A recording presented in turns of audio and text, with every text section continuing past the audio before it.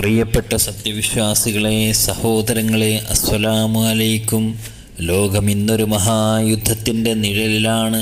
ചരിത്രം വഴിമാറുന്ന സാമ്രാജ്യത്വ ശക്തികൾ തങ്ങളുടെ അഹങ്കാരം കൊണ്ട് ഭൂമിയെ ചുട്ടുപൊള്ളിക്കുന്ന ഈ കാലഘട്ടത്തിൽ ഇസ്രായേലും അമേരിക്കയും ചേർന്ന് ഇറാനെതിരെ നടത്തുന്ന നീക്കങ്ങളെക്കുറിച്ച് നാം ഗൗരവത്തോടെ കാണേണ്ടതുണ്ട്.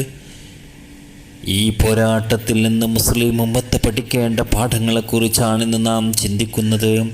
അള്ളാഹുവിൻ്റെ സഹായം കൂടെയുണ്ടെങ്കിൽ ഭൗതികമായൊരു ശക്തിക്കും വിശ്വാസികളെ തകർക്കാൻ കഴിയില്ല. ഇസ്രായേലിൻ്റെ ഏത് അത്യാധുനിക ബങ്കറുകളിൽ ഒളിച്ചിരുന്നാലും അത് എത്ര സുരക്ഷിതമാണെന്ന് അഹങ്കരിച്ചാലും അള്ളാഹുവിൻ്റെ അജയ്യമായ കരുത്തിന് മുമ്പിൽ നെതന്യാഹുവിനെയും കൂട്ടരെയും പരാജയപ്പെടുത്താൻ ഇറാന് സാധിക്കും.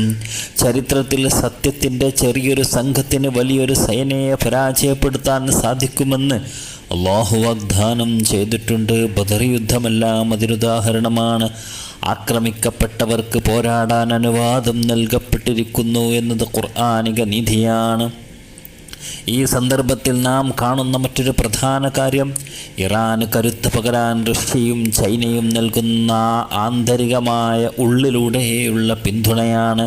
സാമ്രാജ്യത്വ ശക്തികളുടെ അധിനിവേശത്തെ ചെറുക്കാൻ ഈ രാഷ്ട്രങ്ങൾ നൽകുന്ന സഹായം അങ്ങേയറ്റം ശ്ലാഘനീയമാണ്.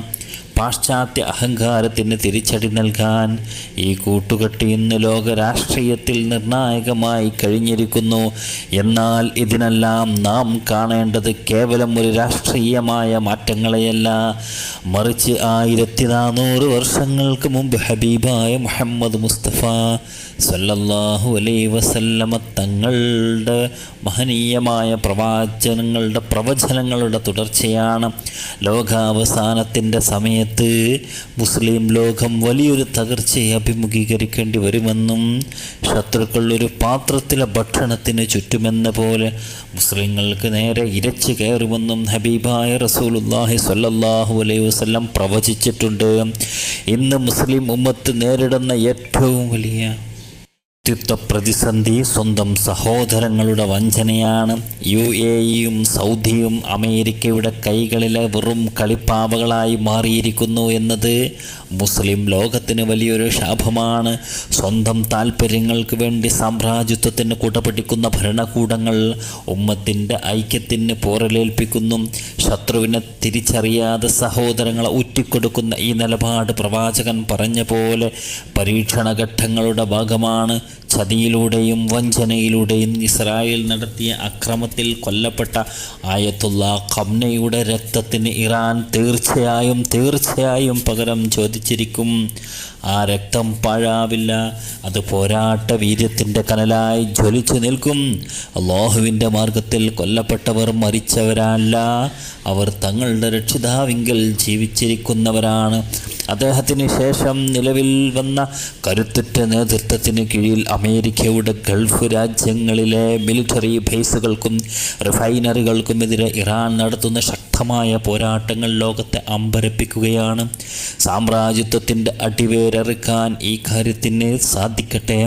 ലക്ഷക്കണക്കിന് പലസ്തീനികളെ വംശഹത്യ ചെയ്ത അവരുടെ കുഞ്ഞുങ്ങളെയും സ്ത്രീകളെയും കൊന്നൊടുക്കിയ ഇസ്രായേലിനെ തകർത്ത് തരിപ്പണമാക്കാൻ ഇറാൻ്റെ പോരാട്ടങ്ങൾക്ക് അല്ലാഹു സഹായം ചെയ്തട്ടെ. ഇറാൻ്റെ അചഞ്ചലമായ മനോവീര്യത്തിന് മുമ്പിൽ ഇസ്രായേലും അമേരിക്കയും മുട്ടുമടക്കുക തന്നെ ചെയ്യും ഇൻഷാ അല്ലാഹ്. യുദ്ധം എന്നത് മാനവരാശിക്കെന്നും ആപത്താണ്. അത് സമാധാനപൂർണമായ ജീവിതത്തെ തകർക്കുന്നതാണ്. എങ്കിലും അതീശത്വം സ്ഥാപിക്കാൻ വരുന്ന സാമ്രാജ്യത്വ ശക്തികളെ ചെറുത്തു തോൽപ്പിക്കുക എന്നത് നീതിയുള്ള തേട്ടമാണ്. സാമ്രാജ്യത്വം തൊലയട്ടെ. സമാധാനത്തിൽ ജീവിക്കാൻ ആഗ്രഹിക്കുന്ന രാഷ്ട്രങ്ങൾക്കും ജനതയ്ക്കും അല്ലാഹു സംരക്ഷണം നൽകട്ടെ. സത്യത്തിനും നീതിക്കും വേണ്ടി നിലകൊള്ളുന്നവർക്ക് അല്ലാഹുവിൻ്റെ വിജയം അനിവാര്യമാണ്. അവൻ്റെ സഹായം എന്നും കൂടെയുണ്ടാവും. ഇതൊന്നും ഒരിക്കലും ആകസ്മികമായി സംഭവിക്കുന്നതല്ല. പാശ്ചാത്യ ലോകത്തിനും മുസ്ലിങ്ങൾക്കുമിടയിൽ ഘോരമായ യുദ്ധം അവസാന കാലഘട്ടത്തിൽ അന്ത്യനാളിൽ പുറപ്പെടുമെന്ന് ഹബീബായ റസൂലുള്ളാഹി സ്വല്ലല്ലാഹു അലൈഹി വസല്ലം പറഞ്ഞിട്ടുണ്ട്. അതുകൊണ്ട് മുസ്ലിം രാജ്യങ്ങൾക്ക് ഭൂഷണം ആ പ്രവാചകന്റെ തിരുസുന്നത്തിലേക്കും വഴിയിലേക്കും നടക്കലാണ്. ഒരു രാഷ്ട്രീയ കിങ്കരൻ്റെ മുമ്പിലും ഒരു സാമ്രാജ്യത്വവാദിയുടെ മുമ്പിലും നാം പതറരുത്. അവരുടെ മുമ്പിലേക്ക് നാം കടന്നു പോവണം. ഉമർ ബിൻ ഖത്താബ് റളിയല്ലാഹു അൻഹുവിൻ്റെ നെഞ്ചൂക്കും അലി റളിയല്ലാഹു അൻഹുവിൻ്റെ പോരാട്ട വീര്യവുമായി ഖാലിദ് ബിൻ വലീദ് റളിയല്ലാഹു അൻഹുവിൻ്റെ കരുത്തുറ്റ പടച്ചട്ടയുമായി മുസ്ലിം ലോകത്തിന് മുന്നേറാൻ സാധിക്കട്ടെ. സാമ്രാജ്യത്വത്തിൻ്റെ ശക്തികൾക്ക് നാശം വരട്ടെ. അല്ലാഹുവിൻ്റെ സഹായമുണ്ടാകട്ടെ. ബിറഹ്മതിക സല്ലല്ലാഹു അലാ മുഹമ്മദ് സല്ലല്ലാഹു അലൈഹി വസല്ലം.